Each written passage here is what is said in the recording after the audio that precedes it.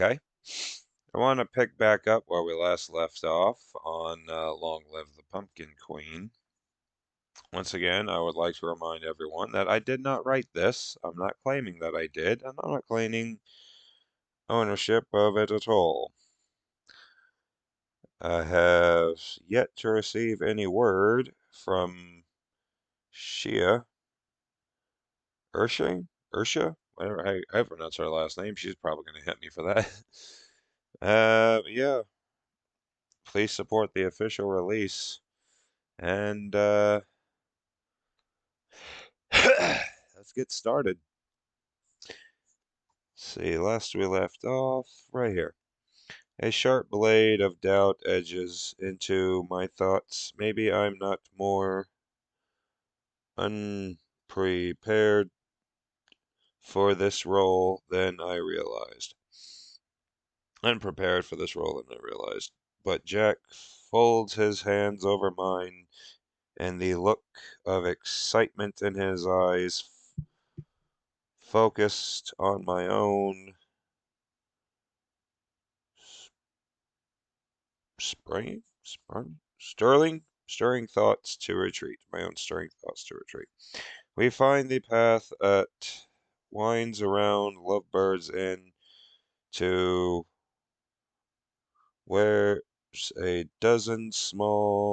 where a small dozen cottages set like kisses nested between the tall grass and rustly white pine trees. Cottages sat like kisses nested between the tall grass and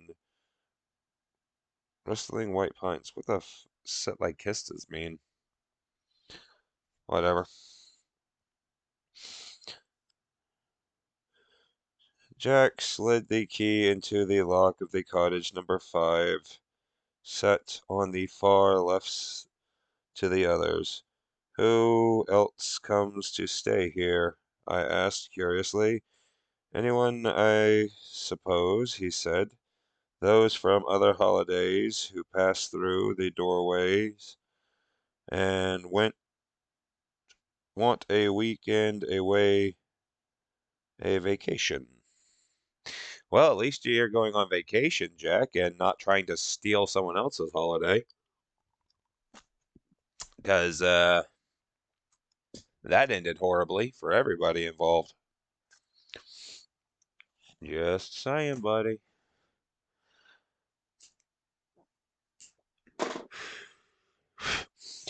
We push into the little cottage and are met with the scent of vanilla, jasmine candles, and rose petals scattered along the floor.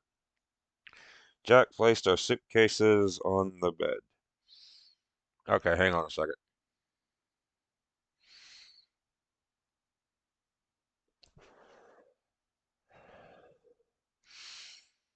Oh, I've always wondered about the whole romantic thing of rose petals scattered across the room and the bed because that just sounds like a mess, and I'm pretty sure that's going to get your butt landed in hot water with your spouse. I wouldn't recommend that one.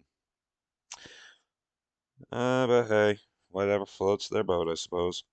Why does no one come to Halloween Town to visit? I ask, walking into the lace curtain and pull it back to look out onto Valentine's Town. Oh, laced curtains. I'm an idiot.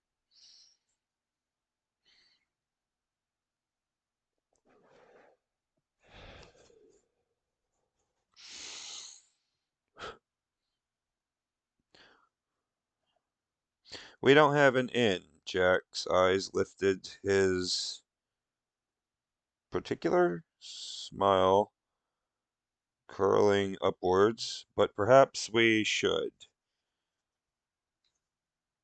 Tourism might be good for the town. Okay, wait.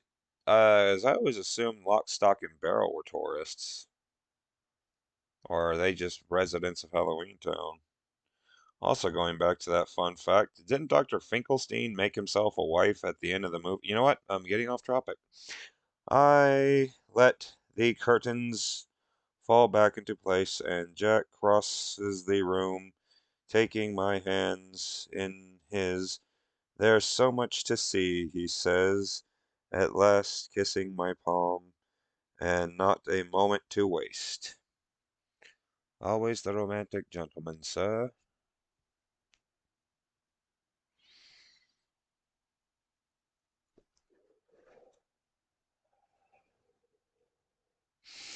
With our suitcases now on disposed into our cottage, we ventured back out into Valentine's Town. I mean, yeah, tourism is always good. I mean, just look at Halloween Town, Disneyland. Before, well, Disney. Enough said there. The day is winding. The day is a whirl of chocolate confections dipped in hazelnut and caramelized brown sugar, raspberry coated in white chocolate, and chalky little hearts with words stamped on to the surface. Love bug, sweet pea, XOXO. We eat them by the handful, our cheeks flushed from the sugar, chest thumping wildly.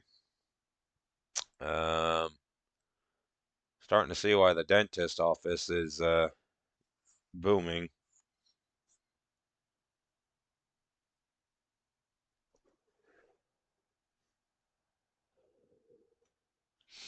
We even pass a factory where the hearts are made. Ah, stocks of little pink boxes lined up in the windows, surely to be delivered to the human world once Valentine's Day arrives.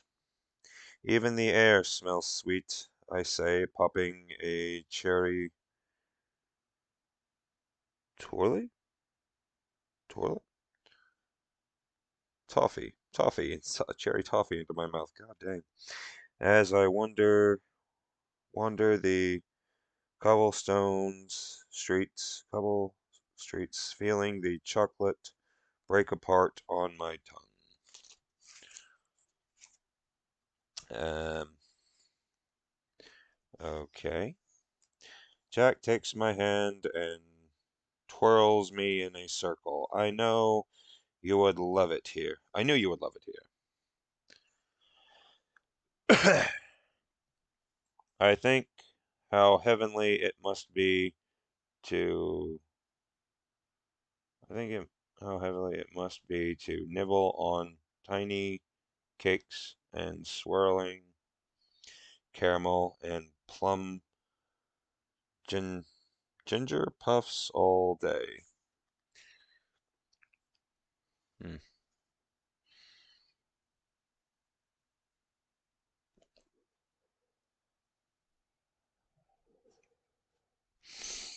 Tea with lemon pe- petite petite fours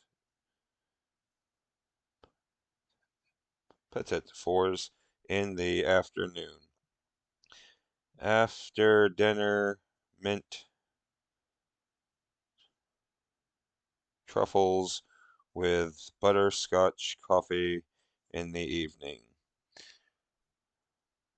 My mind swims with the notion of it.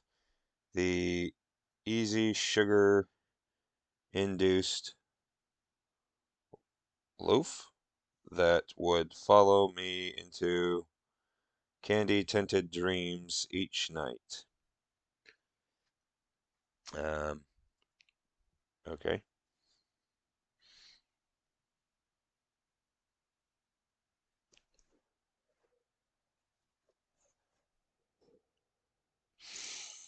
Life here in Valentine's Town would surely be simple and uncomplicated. Don't know about that. I mean, Valentine's Day is a pretty big day. Unless you're like me and don't have anyone to spend it with. Whatever. Outside a small patisserie, the window display filled with trays of butter cookies, a squint woman is ordering a box of meringues, meringues, guys, I don't know, from the gray mustached man in the doorway, and beside her is a laced, trimmed pram filled with three wailing babies. Well, I'm pretty sure a lot of babies are made on Valentine's Day. They all have a twirl of dark hair atop their otherwise bald heads, skin the color of figs, just like the woman, with lips stained a bright pink and a dusting of powdered sugar along their fingertips with white bibs. I bend down and touch the chummy hand of one of the crying infants, and it immediately grabbed my pointed finger and squeezed, giggling, showing its gummy, toothless mouth. The other two infants stopped crying and peeked up at me with their moon saucer eyes. All three gaze at me as if they were looking at the midnight sky in wonder. Well done, the squant woman remarked, nodding down at me.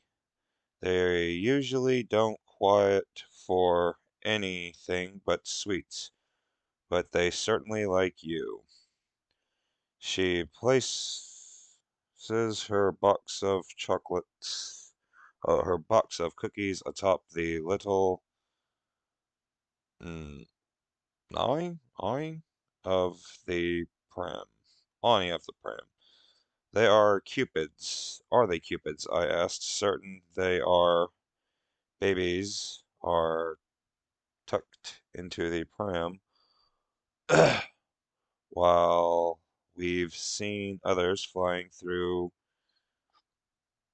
town with tiny bows and arrows. They will be once they grow their wings, she answered, bending down to straighten the white ruffled tunics on the third baby in the back. Having a sweet day. Have a sweet day, she said to me, smiling before starting to push the pram away. The baby released my finger and began making a fussing sound, followed by a full wail, but the woman kept pushing them up the cobble street, humming to the infants in a gentle, sugary sing-song. Uh, okay, I stand corrected.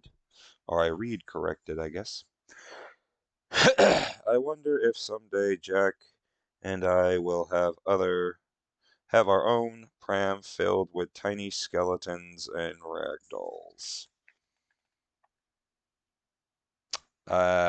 Side note, I do remember in the CD tie-in to Nightmare Before Christmas, Jack actually does have kids. So maybe that's possible. If you don't believe me, look that up.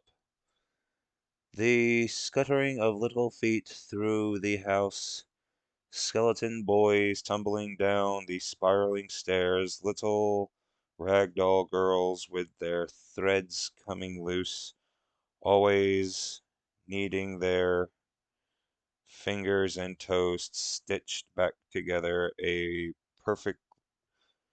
perfectly grim little family. I don't know, on a side note, the Addams family is a pretty put together family, so maybe Jack and Sally will have a good family. Jack plucked a single lavender rose growing beside the patisserie, then held it out for me. For the Queen of Halloween Town, he said with a goofy little tip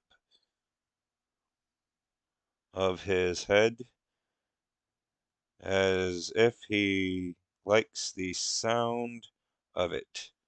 Queen, but the word echoed along the walls of my fibers, fabric insides, making me shudder. Still, I take the flower from him and bring it to my nose, all soft petals and a silky springtime scent. Yeah, I like the smell of lavender too. Jack weaves his fingers back through mine and whisks me up the street away from the main center of the town and down a winding path through a thicket, thicket of stargazing, stargazer flowers that opens up to a wide river. Four small wooden boats sat together, tied to the shore, and Jack climbs into the bow of one with a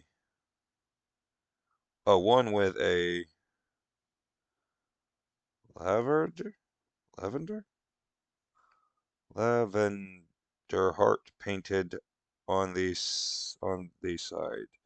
Then takes my hand, then takes hold of an oar. I don't think we should, I said. We don't know who they belong to. We're only borrowing it, he replied with a wink, and I can't help but smiling back. He takes my hand and helps me into the teetering little boat.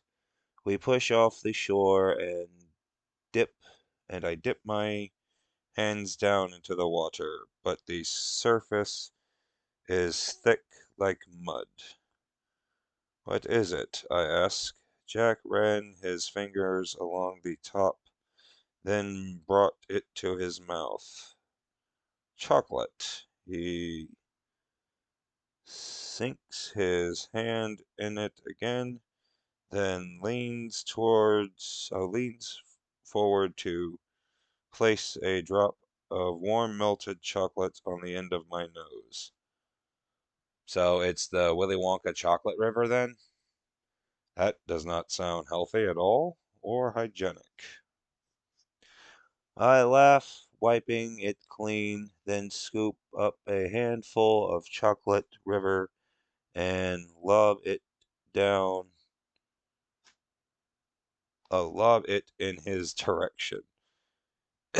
He ducks just in time, barely missing it and grinning wildly, but he doesn't see the next wad of chocolate I launch towards him, and it splashes right across his bone-white face. A deep, rolling belly laugh raises inside me, and I buck forward, giggling so hard I fear I might split one of my seams. Jack is still laughing when I climb over the narrow bench, sit separating us and kiss him square on his lips, tasting the sugary sweetness of the dark chocolate. I don't mean to tell a writer how to write, but Jack's a skeleton. I don't think he has lips. Moving on for sanity's sake. Thank you for bringing me here, I whisper against his mouth. He smiles. We can spend our lives exploring the other holidays together as king and queen. He kisses me again, his hands tracing the seam along my right cheekbone. But the world catches in my chest again.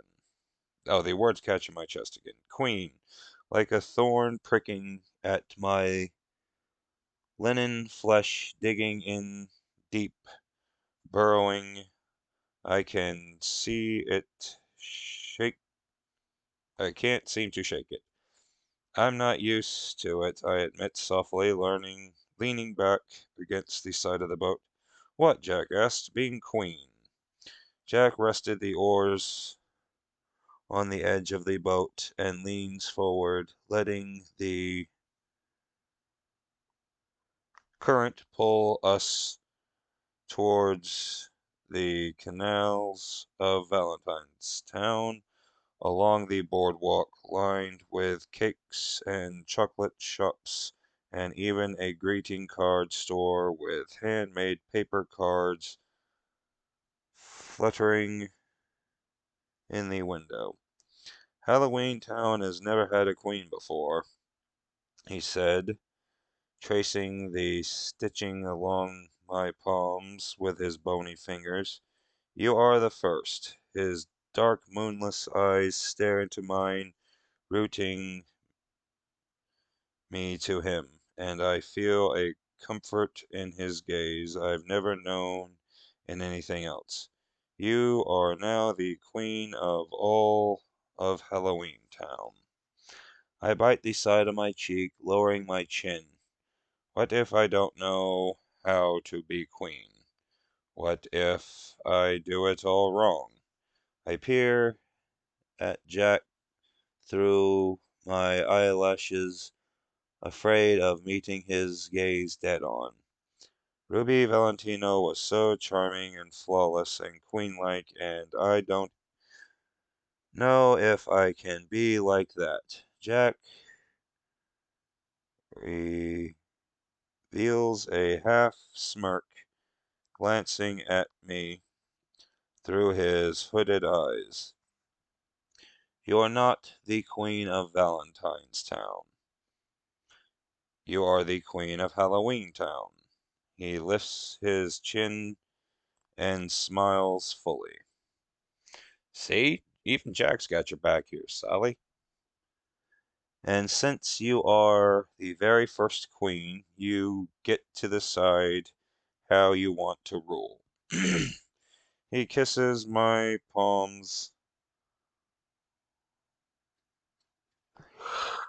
lingering there before lifting his eyes to mine again. You are the pumpkin queen, Sally. You can do whatever you want. I nod, wanting to believe him, needing to,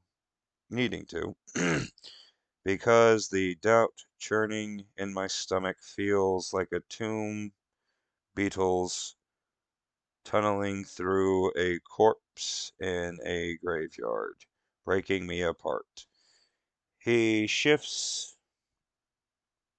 closer, the boat rocks beneath us, and he kisses me again, the coolness of his lips soothing and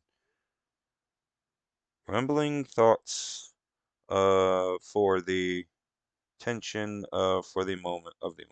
Yeah. He kisses me so deep, wrapping his palms around my back, along the seams of my spine, and I feel anchored to him, my fabric flesh bound to the cold of his skeleton bones. arms. His fingers find my neck and jaw, and I feel myself breaking, melting, sinking beneath his touch. Down, girl. Like he will never let me go, like we could stay this way forever, drifting down this chocolate river. I tell myself to forget who I'm supposed to be, because right now I'm simply a rag doll in a boat with a skeleton whom I love, madly, feverishly floating through a town where my title doesn't matter. Queen, queen, queen, where no one knows who I am. At last, Jack lifts his mouth from mine, and little sparkles blink behind his threaded eyelashes. I want to pull him back to me, tell him not to let me go, but the boat has shifted, slowed against the clot of chocolate truffles along the bank, and Jack lifts the oar, steering us back to the center of the river, where the chocolate current takes us beyond the edge of town, winding into a small rose-hutted forest. H-U-E-D. Hooded? I sink back against the bow of the boat, letting my arms drape over the side, watching Jack row with each perfect stroke of his arms. A bead of sweat glistens on his forehead. I tilt my eyes back and stare up at the perfectly blue sky, wanting to lose myself in a daydream, in the foolish idea that we could stay here in Valentine's Town forever. Two cupids flutter past overhead, a thin line of hearts glittering trailed down behind them. I like it here, it in the quiet of the strange forest, where pink tulips grow wild beneath the canopy of the trees, and hearts are been curved into the white elms and names etched into the bark. Jack plus Sally forever.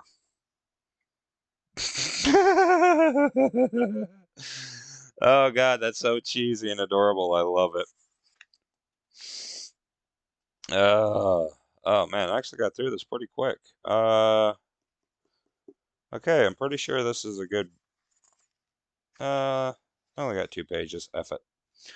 We watch the cotton candy pink sunset fade beyond the trees outside of town, sapping glasses of mm, muddled tulip wine and collapse into the feathery soft bed inside of the cottage, giggling hands intertwined, and I'm certain no more could ever be as perfect as this. The swimming in my chest, Jack re- reciting nonsense poems, then laughing to him. I want this to last forever. I want it to always be just Jack and me, side by side, until the end of time. But when I finally drift off to sleep, my dreams are fitful and strange. I dream of Halloween Town, pulled into a nameless darkness. I wander I wander the streets alone, struggling to make sense of each building, calling out for Jack, searching for him in the shadows dark of our house, in Dr. Finkelstein's lab, even now Spiral Hill, where we shared our first kiss, I grow desperate, fear edged along my seams. I stand in the center of town and scream, the echo of it rattling in my ears, my chest, and I bolt awake, the blankets pulled up over my throat, Jack sound asleep beside me.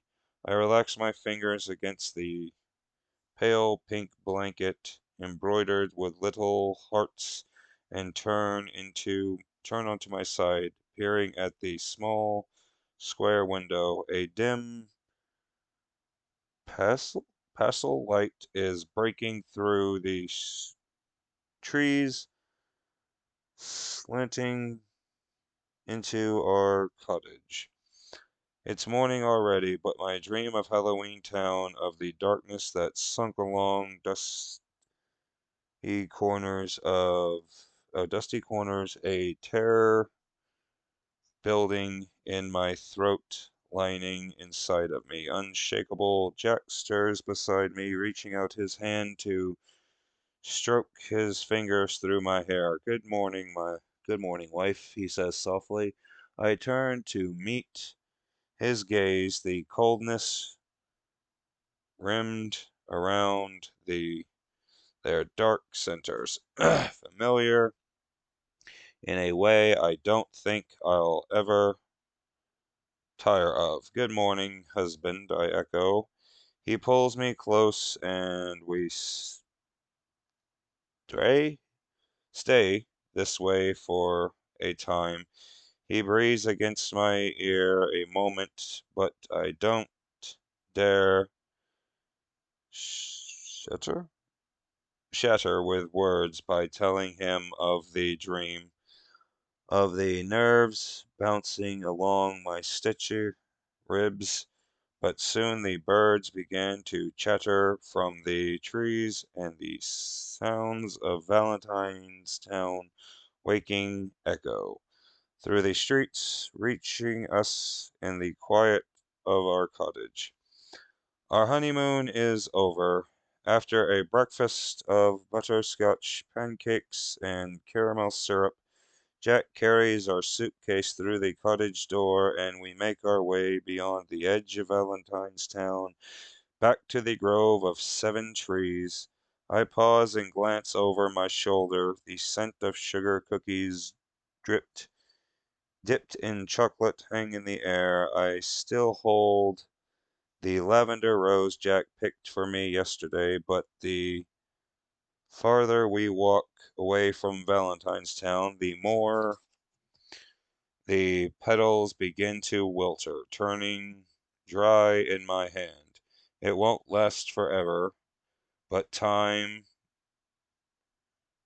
won't last forever. By the time we return to Halloween Town, it will surely be dead. A flower that is never meant for this world. Oh, a flower that is only meant for this world. Ready to go home, Jack says with a grin once we entered the circle of trees. I wish we could stay a little longer, I admit. He pulls open the door with the orange pumpkin etched into it. Halloween is only 2 weeks away, he reminds me. We need to get back. I nod, tilting my eyes up to the branches one last time where the wind has shaken loose mulsy side flowers and set them free on the warm wind. But we'll return, he assures, holding out his hand for me to take. I had been nervous about leaving Halloween Town, but only a day later I find I'm not ready to go back. Still, I take Jack's hand and we step through the small doorway and whirl of tiny pumpkins spinning past my vision and in an instant we're whisked back to Halloween Town. That is the end of chapter 2. Still got chapters 3 through, oh, I forget how many more of this there was. Whatever. But yeah, that's the end of chapter 2. I hope you enjoyed it. Once again, I do not own this story. I did not write this. I'm not pretending like I did. Please support the official release. Go out and buy your own copy. Because I know I can't read for crap. Thank you very much and have a beautiful day. Bye-bye.